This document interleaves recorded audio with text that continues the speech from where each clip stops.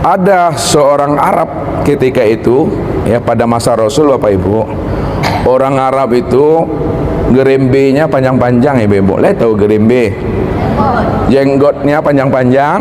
Nah, Ustadz aja tak berjenggot nih, tapi Ustadz kita yang ganteng nih ada jenggotnya.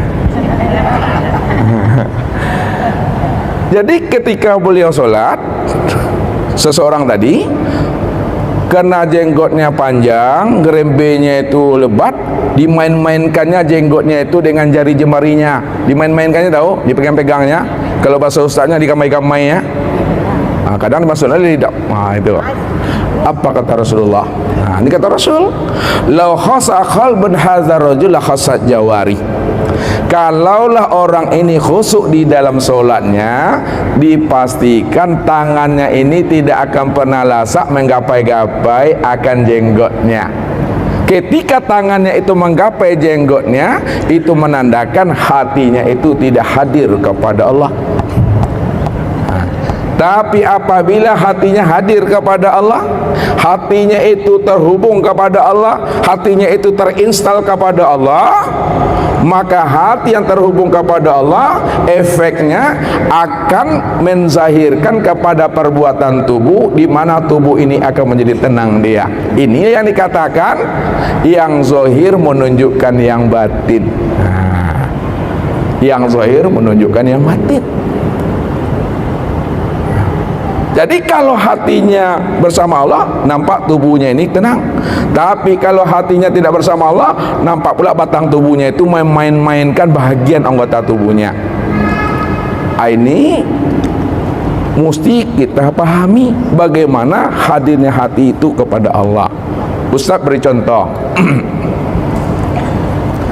Misalnya ibu-ibu nih, ibu-ibu ini kebiasaan makan di rumah. Nanti ibu-ibu terjemahkan kalau Ustaz nak ngerti, Ustaz nak pandai juga bahasa Indonesia. Kalau ibu-ibu biasanya makan di rumah baca capak-capak. Tahu capak-capak tu? Bunyi-bunyi, kulitnya gadang, ganggamnya gadang, nampak tak buka gigi tu Ni di rumah. Gitu.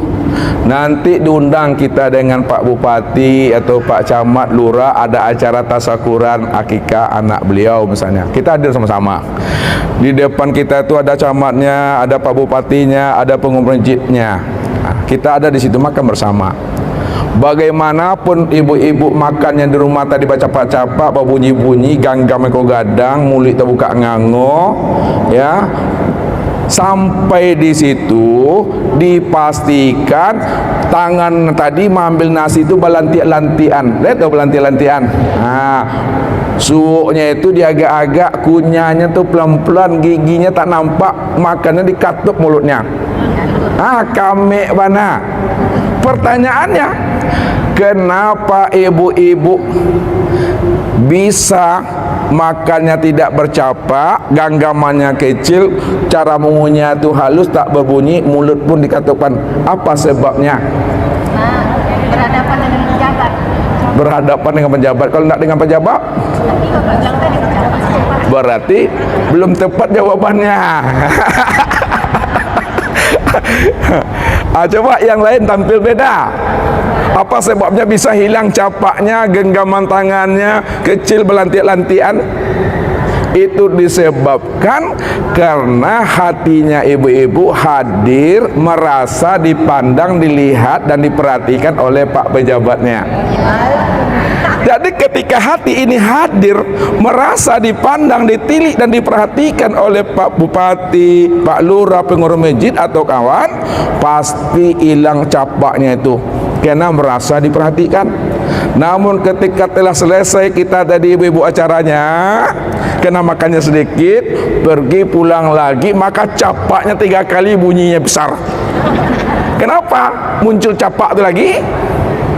Kenapa muncul bunyi-bunyi itu lagi? Karena hati tidak hadir kepada mereka. Ketika hati tidak hadir kepada mereka, tidak merasa diperhatikan lagi, maka ketika itu maka sesungguhnya awak, yang penting awak punya muncung. Ini berbahaya. Solat kepada Allah seperti itu. apabila hati kita ini hadir merasa diperhatikan Allah, allazi yaraka hina taqumu wa taqallubaka fi sajidin. Aku ini Allah, kata Allah, aku melihat dan memperhatikan dirimu di waktu berdiri, apakah hatimu hadir kepada aku atau tidak. Aku tahu di waktu kamu sujud, di waktu kamu duduk, aku selalu memperhatikan dirimu, apakah hatimu selalu hadir bersama aku atau tidak. Aku tahu, kata Allah. Maka ketika hati ini hadir bersama Allah, ibu-ibu, disitulah kita bisa melaksanakan solat itu, mulai dari takbiratul ihram sampai salam itu bisa kita menikmatinya, karena hati itu sudah bersama Allah. Maka hidupkanlah, instalkanlah, downloadlah, aktifkanlah rasa Allah itu pada hati. Kalau tidak aktif rasa Allah di dalam hati, hati tidak pernah merasakan hadirnya Allah memandang dan memperhatikan kita, itulah yang menyebabkan solat kita itu asal-asal saja tuh. Lalu bagaimana cara menghadirkan Allah itu dalam hati ibu-ibu?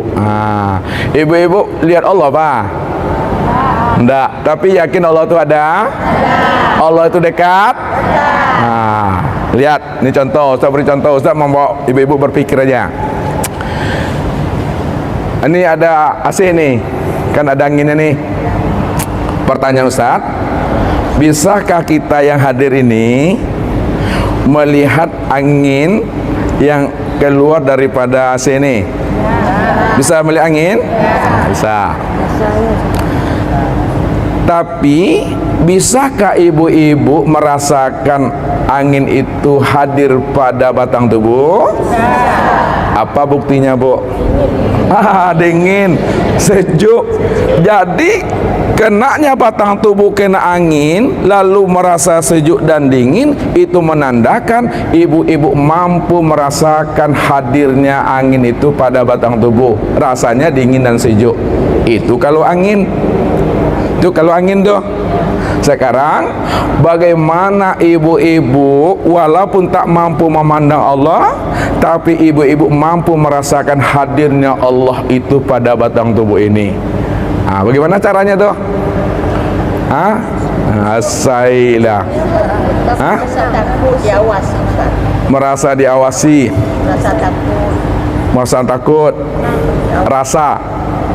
Ya rasa, Bu. Kalau angin rasanya dingin. Kalau hadirnya Allah bersama kita rasanya apa? Diawasi, merasa takut. Oh, merasa diawasi. Bolehlah itu. Boleh untuk pendapat pertama, boleh. Kita mesti tahu wujudnya. Kalau angin tadi wujudnya dingin, sejuk pada diri. Tapi kalau Allah apa rasanya? Rasa nano-nano apa? Lihat. Walaupun ibu-ibu, ustadz juga tak menyaksikan Allah, tapi ibu-ibu dan ustadz wajib merasakan hadirnya Allah itu pada batang tubuh, seperti kita merasakan angin itu pada batang tubuh. Untuk merasakan hadirnya Allah pada batang tubuh ini, itulah yang katakan namanya hidup itu. Hidup itulah sebenarnya yang merasakan hadirnya Allah itu pada diri. Kalau tidak ada hidup di dalam batang tubuh ibu-ibu, bisakah ibu-ibu hadir datang ke sini? Tidak ada. Lalu yang hidup itu siapa tuh? Siapa yang hidup? Yang hidup pada batang tubuh ibu-ibu itu, itulah namanya ruh. Hidup itu adalah ruh. Siapa ruh? Ruh itu yang disebut namanya rahasia rahasia Allah. Rahasia Allah itu disingkat oleh orang-orang arif billah, sebutannya itu namanya dengan rasa. Itu dah, Bu. Ini Ibu bilang tadi nih, disingkat namanya dengan rasa.